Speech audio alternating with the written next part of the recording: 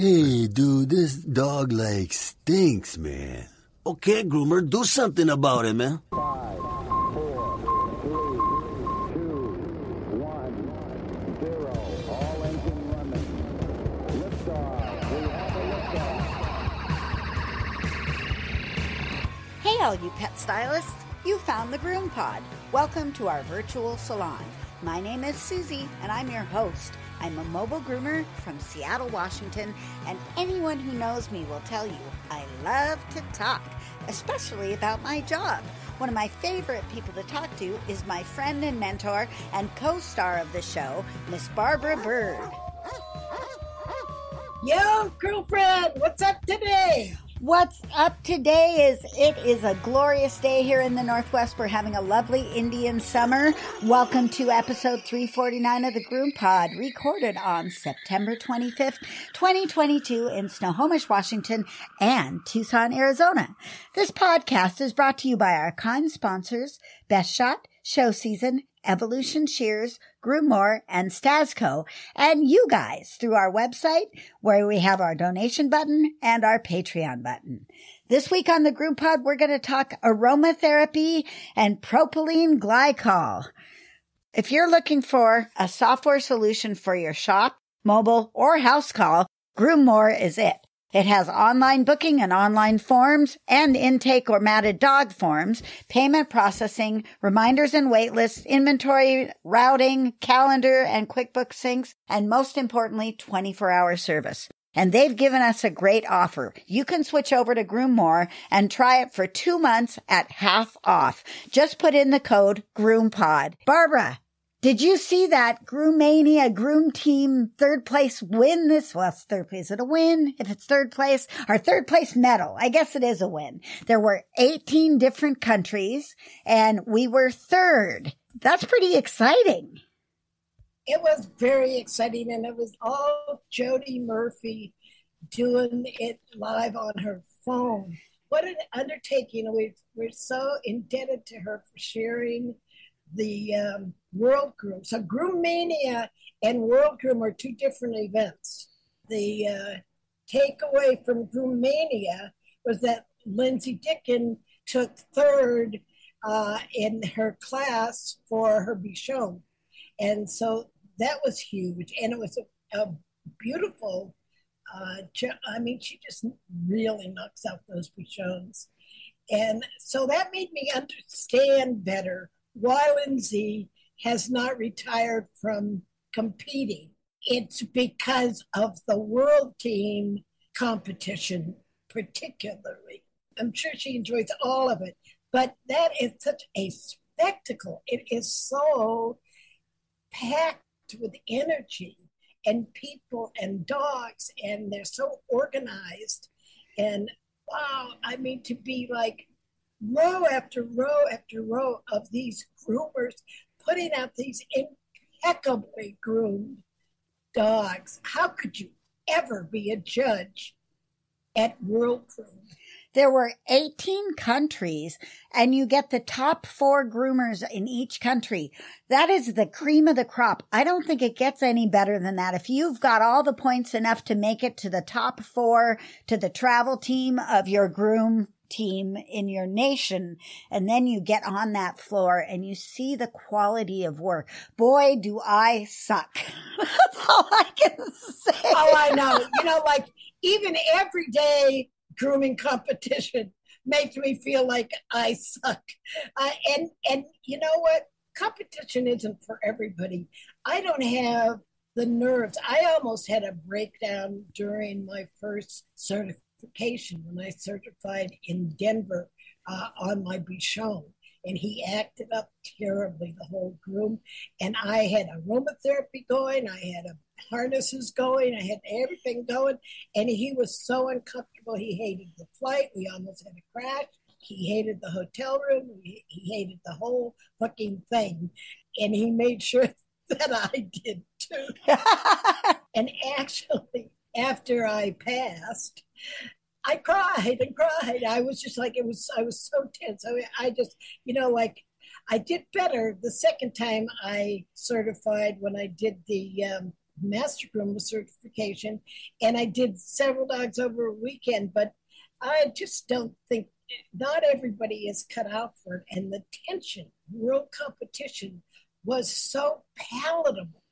That's an understatement. Holy cow. I had a tummy ache just watching the video for a few minutes. I mean, I really had a belly ache. Well, we all know that I go searching for that tickling tummy feeling in all of my adventures, especially my roller coaster thing.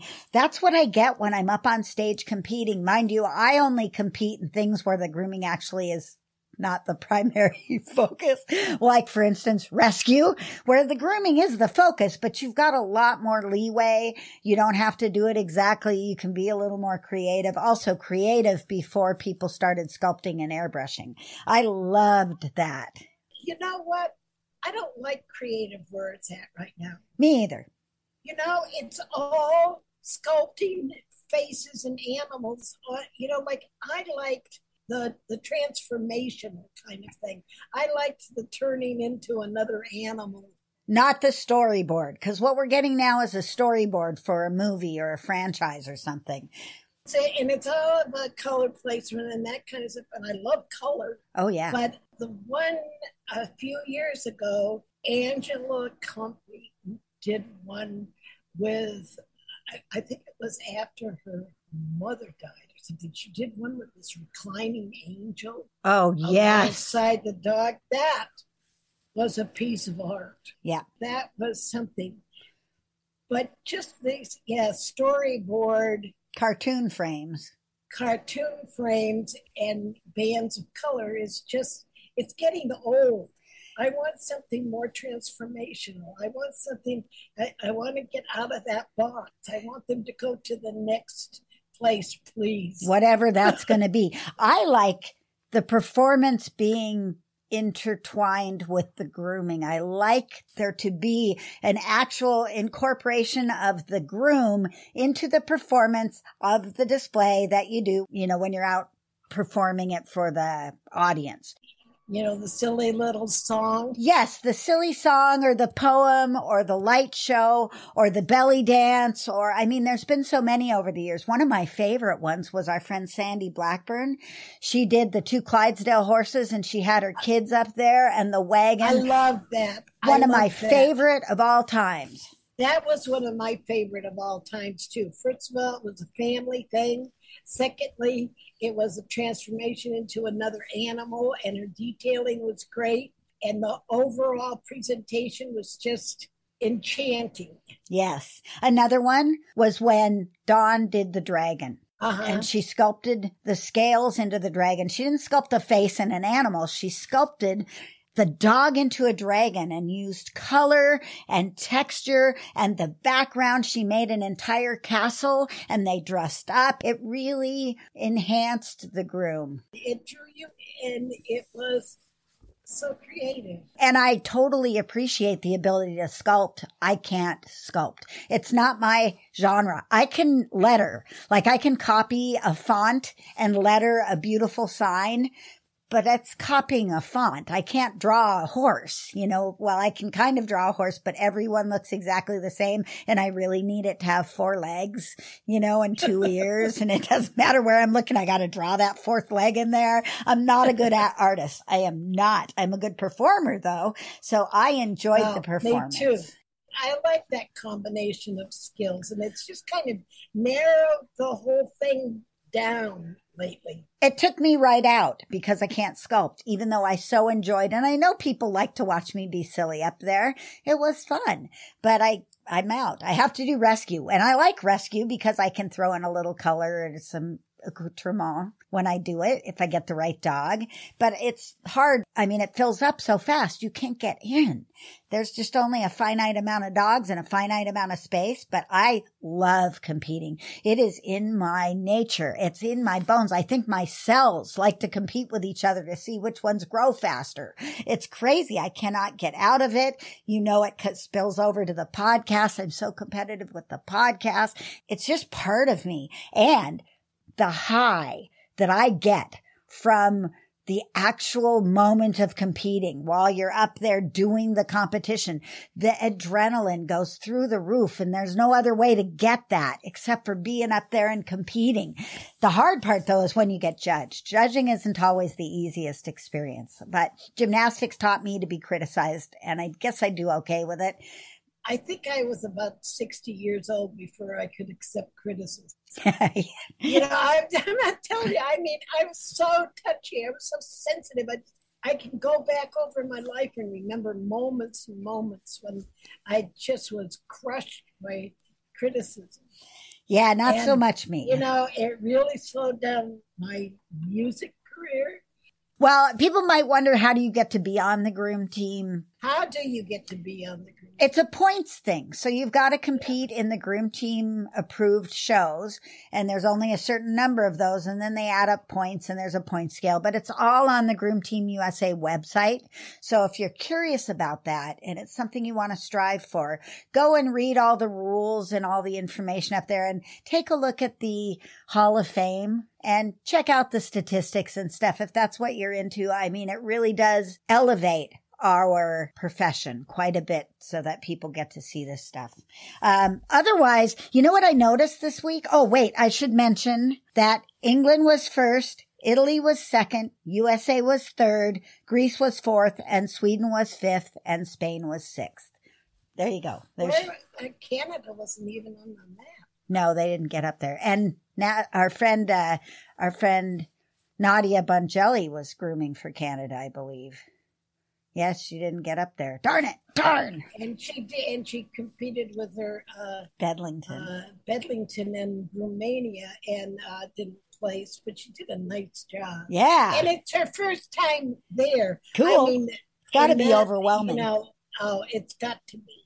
You know, it's a test of nerves for sure, and I just appreciate the power concentration that those groomers have in that room. So I was grooming this week and I noticed that I have these specific career paths, I guess, that attract themselves to me in my grooming. I groom a bunch of veterinarians' dogs and cats. I mean, a disproportionate amount of vet people. I also do a disproportionate amount of hairdressers. I have like 5 hairdressers in my client base. That is a lot. They can be difficult. Well, I'm good with difficult. I'm good with difficult, whether it's pets or people, I can work around it. What I'm not good with is people who require a lot of beautiful scissoring. And I let them know that up front but my hairdresser people almost always are Shih Tzus. They seem to gravitate to Shih Tzus. I have 3 Shih Tzu hairdresser people, 1 Bichon hairdresser people. So it's interesting. The other group that I seem to get a lot of is retirees. And I think that's because I'm mobile. And I really like the retirees. They are some of my favorite people to hang out with and tell stories to. And occasionally you need to provide a public service for the retiree. And in this case, one of my clients that has been with me for well over 20 years has aged into an assisted living. And these are the people that I thought were in memory care, but they're definitely not in memory care. But I was so worried there for like a year. I thought they were in memory care, but they're just in the regular assisted living. His phone was silenced somehow. And I'm suspicious of the people who work at the facility turning his phone down so that he can't hear it when it rings. I called every phone number that I had for them before their appointment the day before yesterday, trying to get a hold of him because they're older and sometimes they forget their appointment. And I got voicemail. I got not set up voicemail. I got ringing endlessly. I got every possible. At least I know he was a professor and he's going to show up. So I went to the appointment anyway, and he came down, sure enough, on time. And luckily I was on time because that's a rarity. Anyway, I got in there and he came up and I said, "Gordon, hand me your telephone." So I got his telephone. He has a jitterbug telephone. It does get a text message. Oh, it's horrible. It is a piece of crap. People, do not get your parents' jitterbug phones. They are junk. Just get a regular Android phone and put it on simple mode. It is way better than a jitterbug. So I got a stupid jitterbug flip phone and I went in there and the thing was on silence and I couldn't get it. I mean, it was like I needed a degree, and I am tech proficient, to get this guy's phone turned back on. And I said, I'm putting it on extra loud, Gordon. Everyone in the dining room, because I'm there at lunchtime, is going to hate you when this rings, but I bet you it rings. And sure enough, I was able to fix his phone. He was so happy. This is like the third month that I come and the phone is turned off. And it's so difficult to turn it off. I know it's not them doing it. They are not turning their own phone off. Someone is turning their phone down. So we'll see what happens when I go next time. The interesting trials of getting older and living in assisted living where other people are in your stuff all day. Must be weird. I, on the other hand, I am in love with the new iPhone 14 Pro. I just got to have one. It's magical. It's magical. It's magical. It's got this new thing on where the screen. Oh, I don't know how to even describe it. You ought to go look at it. It's magical. So what you're saying is you've got to have this phone and we need to figure out a way to make some more money. And I got an idea. Let's do a webinar. Okay. Oh, hey, you know what? What? Let's advertise that people can buy the link to the Additives Exposed webinar. Oh, yeah. Tell us about that. If you missed the webinar, and most of you did because we only had about 7 freaking people in there. You know what? I think it's because I called myself the guru of ingredients. I don't know, but you are. I think maybe well, you know, that's because Natalie Graham of Groom Australia, that she calls me guru. I just assumed that name, but I think we might have thought that was hyperbole, that was over the top, that was being, you know, like I never do that. I am so understated and all of that, but I just wanted to go with some force. And anyway, if you missed that webinar, you can watch it for $60 on YouTube, and you just have to email. Yes, if you email Barbara at bbirdgroomer@gmail.com, she will, and then of course you have to pay her, and then she'll give you the link. Well, okay, so let's some webinar views, and that could help me buy an iPhone. It's not that I have to have that, but I have to have that. I do. I have to have that technology because it's fading in and out in this sweeping thing, and all of your notifications come right to your screen at the very top and then go away. I mean... Oh, so they're just catching up to Android. Because that's what happens with my stuff. They've always done that. This is interesting. I am an Apple person, period. I know. Can you imagine how boring it would be if we actually were always on the same page? That would suck. We don't want that. We want some diversity, some like contrast and conflict and all of that stuff. That's better that way. It's better pod. It is. It's better pod. It's better pod. Yeah. Definitely different in that respect. Yes. So anyway, you can watch this on either your Apple or your Android device. Because it's a YouTube video, and I'll send you the link when you send me $60. All right. You know who else supports the show is our wonderful sponsors, and we're going to hear from a couple right now. Let me tell you about Best Shot's newest addition to the Ultramax Pro line. Ultramax Hair Hold is a flexible hairspray that can be layered on for a stronger hold. Ultramax Hair Hold Spray is great, but my favorite new product is called the Max, and I won't groom without it. It's a fragrance-free ultra-concentrate conditioner and detangler. It reduces drying time and handles undercoat and tangles like magic. Just a few drops in the final rinse or spray it on and dry it in. Contact your favorite Best Shot distributor or learn more online at bestshotpet.com. Grooming success begins with Best Shot in your tub. Made from the best stuff on earth. So, Susie, this is another place where you and I differ because I like the fragrance in new Best Shot Dirty Replenish Revitalizing Mist. Yes. And you like fragrance of the original Revitalizing. And I looked at the ingredients and they're the same. What's different is the fragrance. And I'm just like not crazy about the kind of minty original shot fragrance. And I like this. I like the Plenish. Okay, here's a news flash. I actually don't like any of those Best Shot fragrances. I like the sentiment fragrances. I tolerate the sweet pea one. I really don't like the mint one at all. I'm fruity. I'm a fruity girl. I like the fruit. I like the apple. I like the flowery and the fruity. I don't so much like the musky and the foresty. Citrusy. I like citrusy. I like the lemon musky. Yeah, we have very different. I don't really like fruity. So there you go.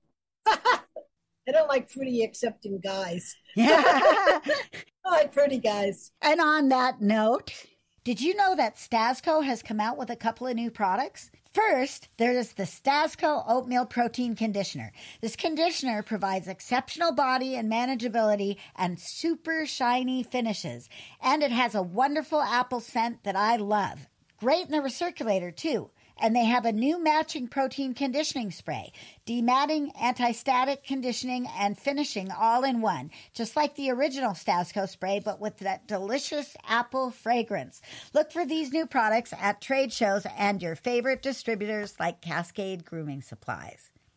And I'm going to make a point, because if you have a coat that you're detangling or dematting or, having to dig into a lot, using a protein conditioner is a very valuable tool, because it will help reduce the rematting and reduce the damage that the detangling causes to the coat. It's not set in stone that you're going to wreck the coat by dematting it. If you're using the proper liquids as well as tools, you're going to be safe. And using a protein conditioner is a very smart move. So I'm happy to hear you say that, because I don't love the Best Shot smells of their sprays so much. I am probably going to use the Stasco Apple Oatmeal Protein Spray as my mainstay, in addition to the Max, for my detangling needs. I really am happy that Stasco is a sponsor, because I don't feel like I'm betraying Best Shot by swapping over to Stasco, because everybody paying us. So and you know what I would be inclined to do? What? Add a little Max to my oatmeal conditioner. Oh, yeah, that happens.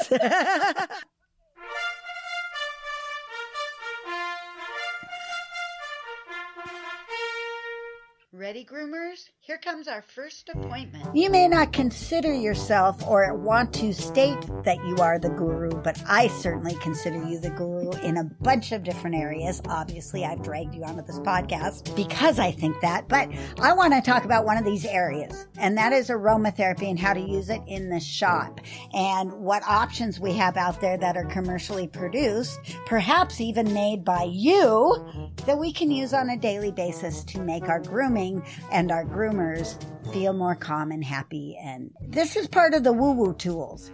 And I don't use a lot of woo-woo tools, although I don't see any harm usually in using the woo-woo tools, but aromatherapy is one that I go to quite regularly. I think it's probably more effective on me than it is on the pet. And it probably falls in line with my love of smelly things, too. One might argue that anything that smells good to you has some therapeutic value to you, because here's what happens. If you're in an environment that doesn't smell so good to you, you tend to shorten your breath, tend to kind of hold your breath. If you like how it smells, you deepen your breath. You take deeper breaths. And if you take deeper breaths, you're calmer, you're more focused, and you're less stressed. Yeah, I can see that. That makes sense. So on that point, anything that smells good helps. Yeah.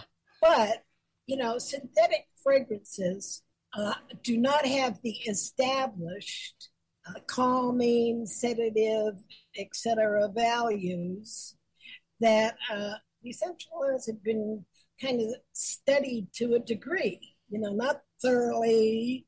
We have to have realistic expectations for aromatherapy.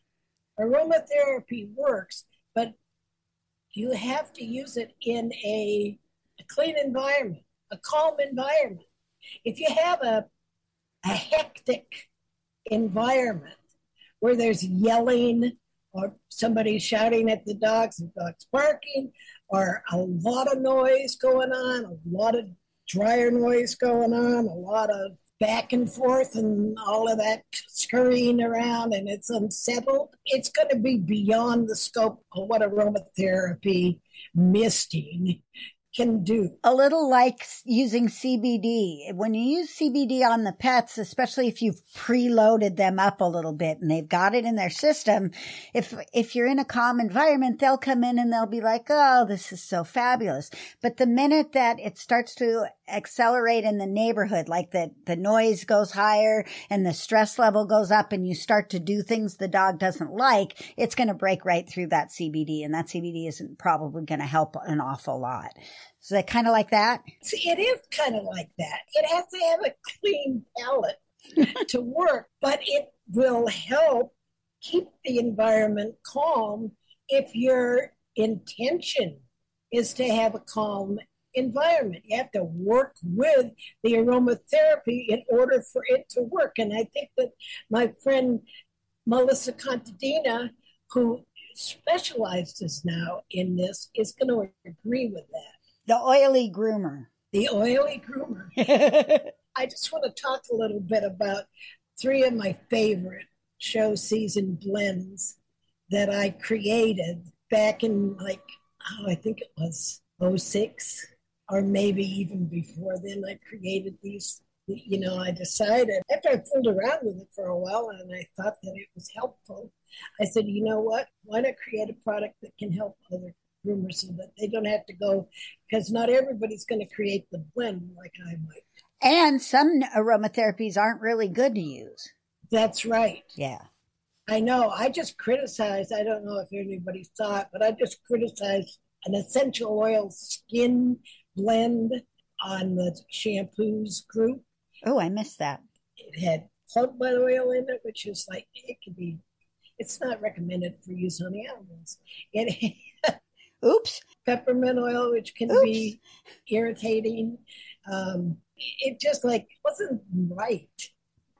And the dog, for which it was recommended, has liver failure. Oh, no. You should not expose dogs with chronic liver conditions to any essential oils. It's because liver function is required to metabolize and use and dismiss the components of the essential oils. So the chemicals are not harmful, but that's why it's not good for cats, because cats lack a certain liver enzyme that's required to break down essential oils, and without breaking that down and metabolizing, those essential oils can build up and become toxic to the cat.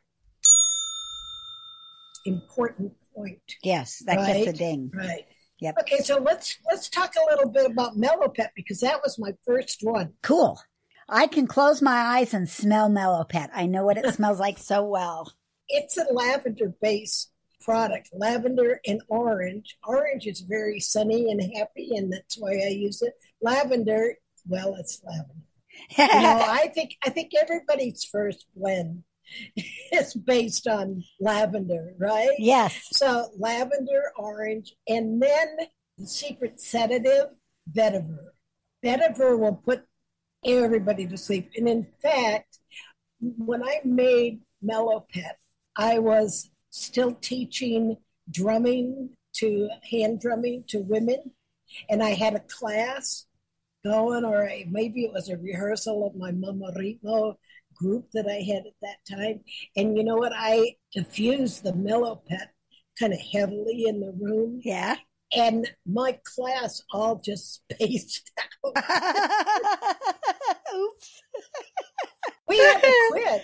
to quit because it just lost focus. They lost energy. They just like, yeah, well, it's just, okay. That's so funny. It's the vetiver. Vetiver is a pretty strong sedative. And then it has clary sage, which has a number of uses, and it will round out almost any blend. And I added wild marjoram.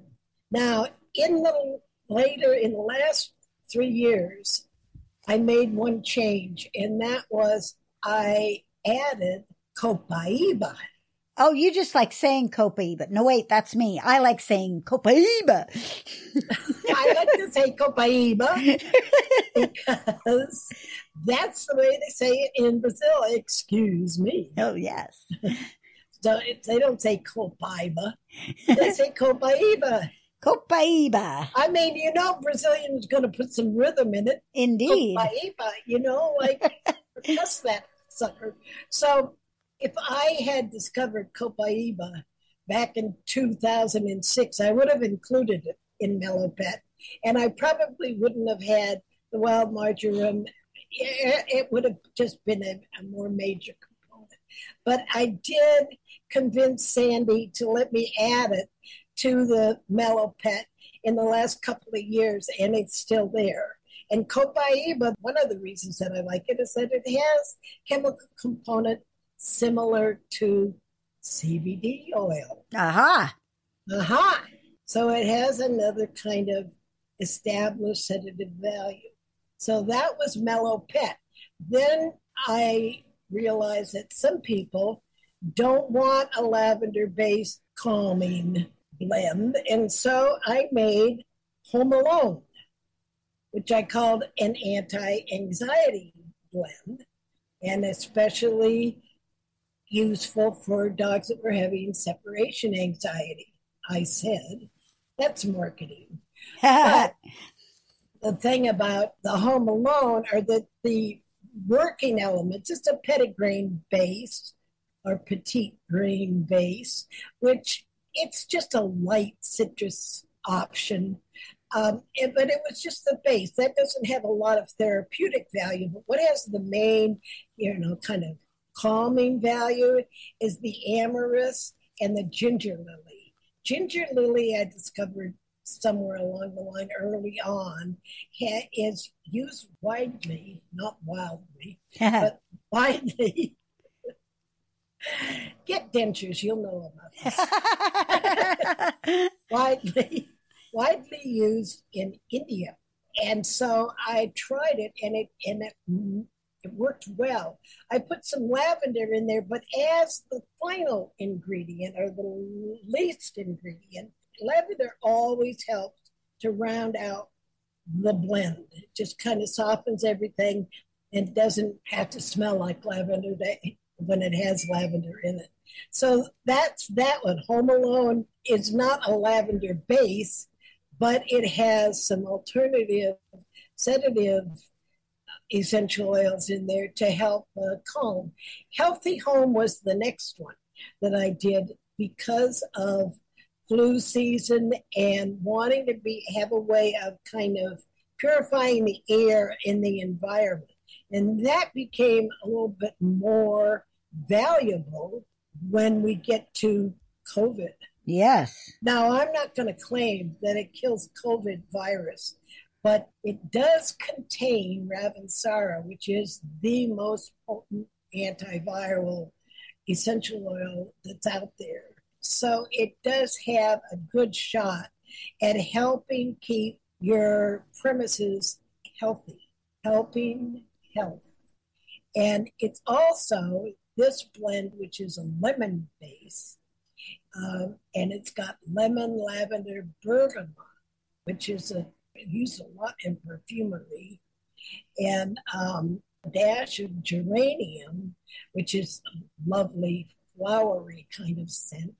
And it's got eucalyptus and the Ravensara. And I use eucalyptus radiata, which is not quite as sharp a eucalyptus oil, so it doesn't just kind of dominate the blend. Make your eyes water. No, it doesn't. I am still, this many years later, very proud of this aromatherapy blending that I did to make these products that are now sold exclusively by Show Season under the name of K9 and U. On the Show Season site, they've got the fragrance oils. And maybe what's the difference? There's a huge difference. Fragrance oils are synthetic. Okay. Essential oils are natural essential oils from plants. So fragrance oils smell good and therefore may have some value. The one that kind of need to know, blueberry clove, that's not mine. Right. And it says aromatherapy oil, but if you look at the ingredients, it says fragrance oil.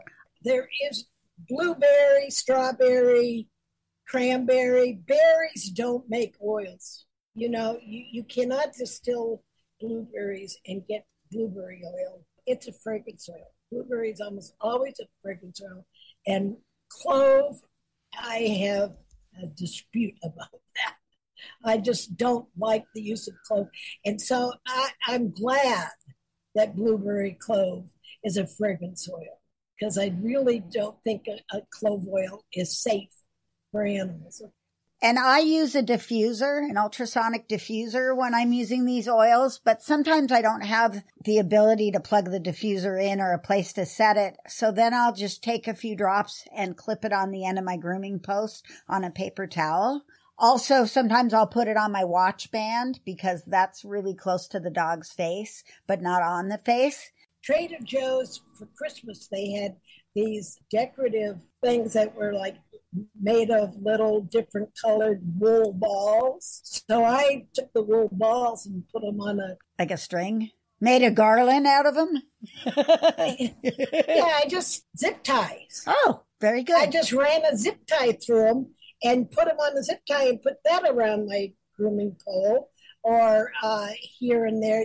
Like you can use anything that has some absorption to it, tissues, cotton balls, any of those things you can use.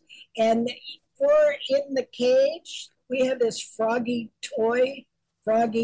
stuffed toy that we put the oils on that toy and stick it in the crate with the dog. Here, take that. Here's your froggy. That's a good idea. Don't use them on the skin though, right? Not straight onto the skin. Don't put it straight on the skin, and don't put it on the paw pads like somebody used to say to do. Don't do that. No.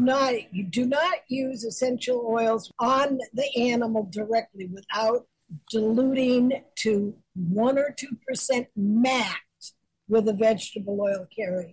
Okay. Okay? The last thing is they have Mellow Pet shampoo and I think Mellow Pet conditioner. So if you'd like to use, just kind of get a little of the smell in the air, it's probably not quite as potent as the direct oil, but it still gets the fragrance out there. It does it. And my oil of current that I would like to make a blend of now, if I was going to do a new one, would be Palo Santo.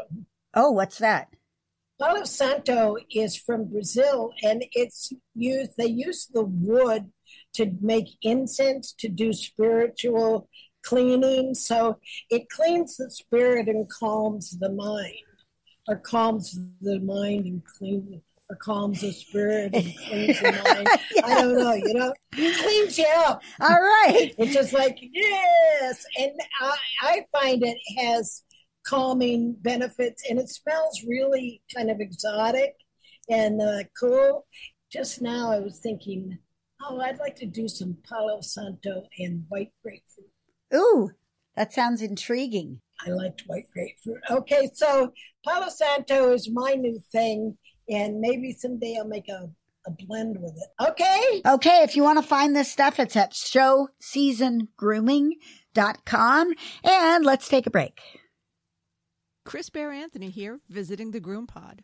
So, if you know me, you know how much I love my Evolution shears. They are the only shears I actually use. So check out all the options, including customizable non-swivels, at evolutionshears.com and give Abby a shout with any questions you might have. GroomPod listeners get $10 off and free shipping with the code GroomPod, so check them out today. Your hands will thank you. Up in the morning and out to school. The teacher is teaching the golden rule. Groomers, take your seats. School is about to begin. I think you got your hackles up the other day about propylene glycol. Am I right on that one? Yeah, I got a little worked up. It doesn't take much. What was the deal? Well, first of all, I kind of use this as an announcement. I'm working on a webinar that I'm going to do with Mary Aquendo at one of her summits. She's going to, in February, she's going to do the Grooming Products Summit. And invited me to participate. And I was delighted because I have been wanting for years to do a presentation on product safety and how it's determined and how it's misrepresented, including busting some myths. So somebody was talking about propylene glycol on the shampoos group, and they said that it was just a passing comment that if a dog had an oily coat, they would use something with propylene glycol because it's an oil, and oils break up oils, which I just really have some doubts whether that's very effective at all. But the truth is, propylene glycol is not an oil. It is an alcohol, and it is syrupy, so it's kind of viscous, but it's not an oil, and it is a solvent. Oh. It was appropriate, but misnamed. And I said, well, son of a gun, bird, what are you going to do about this? Well, I thought, let's just look at propylene glycol, because propylene glycol is one of these ingredients that's on 8 out of 10 bad ingredient lists. The infamous bad ingredient list. The bad ingredient list, the unsafe list, Yes. So the truth is, propylene glycol is ubiquitous. Remember what that means? Everywhere. It's prevalent. Everywhere. It's everywhere. It's in every other product, or more than that. So I'm going to tell you some of the things that it's in because it's interesting. Propylene glycol is one of the most widely used ingredients in cosmetic and personal care products, including facial cleansers, moisturizers, bath soaps, shampoos and conditioners, deodorants, shaving preparations, and fragrances, in addition to its use as an ingredient in cosmetics. It is also used in numerous food items, such as beer. Beer? You didn't know that. It's in beer. I didn't. Packaged baked goods. Listen, it makes dough stronger. It toughens up the dough. Frozen dairy products, margarine, coffee, nuts and soda, and ice cream and frozen desserts. It is also used as an inactive ingredient, in other words, for example, a solvent, in many drugs. FDA has approved its use at concentrations as high as 98% in drugs applied to the skin and 92% in drugs taken orally. Now that's hugely safe. So here it is, why it's used, how it's used in personal care products. It's an effective humectant.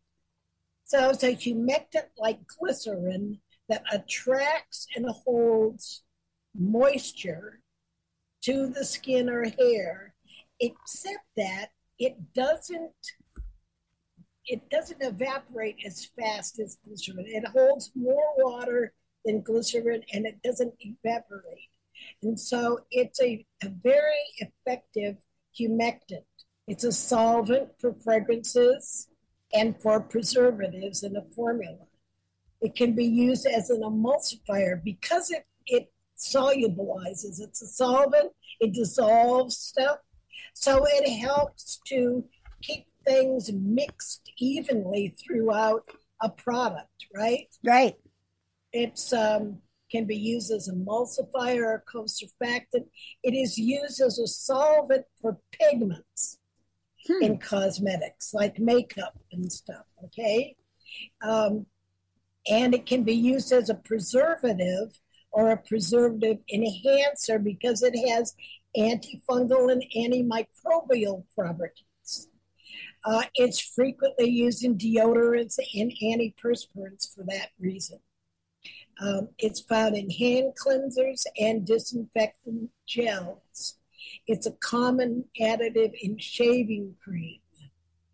In hair, it's a humectant. It doesn't cause buildup. It won't evaporate easy. And it's very, very safe. Now, the downside and where it gets there's two things where it gets a bad name. One, it's made from petroleum. Now, the truth is, you wanted a sound effect for that? I was thinking about it. Petroleum. But you know what? That doesn't make it bad. That just makes it unsustainable. Yeah. You know?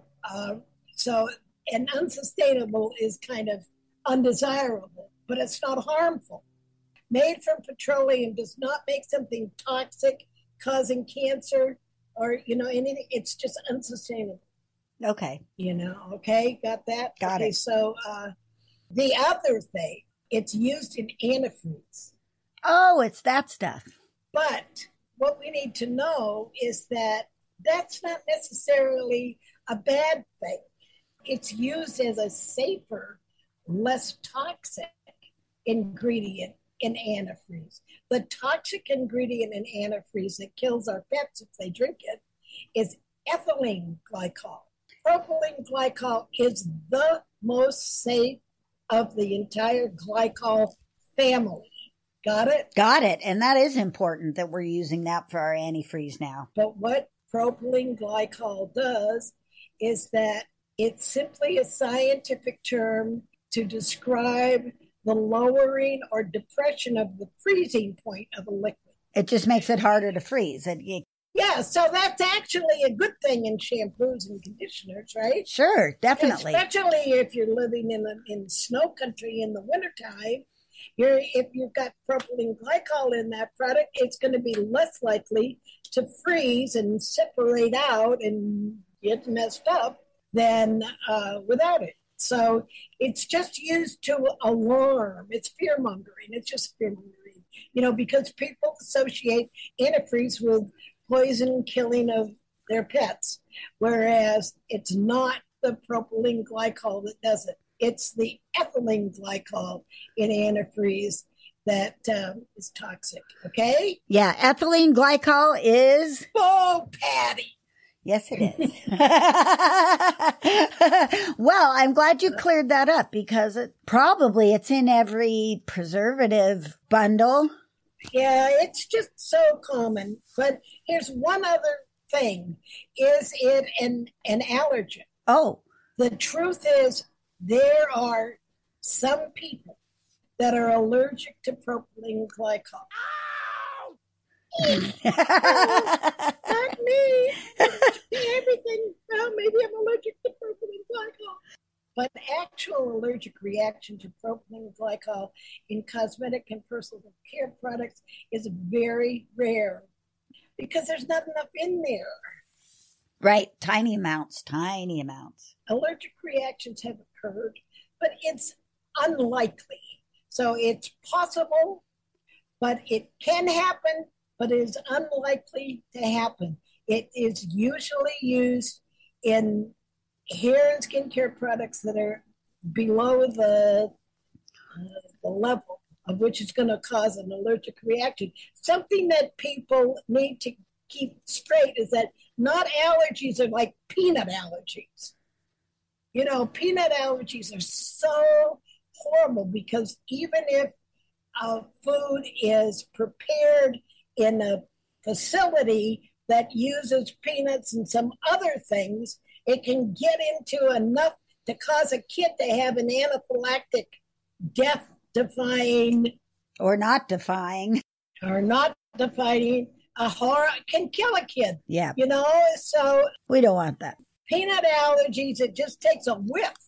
But propylene glycol has to be there in a certain amount, and it's just like not as prevalent as peanut allergies. Okay, so you got to separate out your thinking about allergies. Not all of them are like a teeny little bit is going to cause a death reaction. My allergist says it's like a cup, and you fill your cup up with allergens and then you have a reaction. So if the only allergen that's in the environment is that one tiny propylene glycol, you're probably not even going to have a reaction to it unless you're drinking the 92%. Well, or if you definitely have developed an allergy to propylene glycol. Right. It could be in your toothpaste and in your shampoo and in your soap and in your, Boy, that would be bad. and that could fill up the cup, Very much. It could be in your ice cream and then, Yeah, in your bread, your bakery products. So it's certainly possible. It's certainly possible, but it's probably not likely. How's that? Fantastic. And I'm going to say we're done because I've got 2 dogs to groom in a geographically undesirable spot. So I've got to get out of here. Thanks for listening, you guys. And remember to stay tuned for the next webinar, which is Beyond Suds and Scent. And please purchase the additives webinar if you're interested. And happy grooming, everybody. See you next week on the GroomPod. Bye-bye now. And pretty soon I'm going to tell you about my shopping experiences in China. That'll be fun. That's a tease, folks. See you next week. Bye. Bye. Take care of yourselves.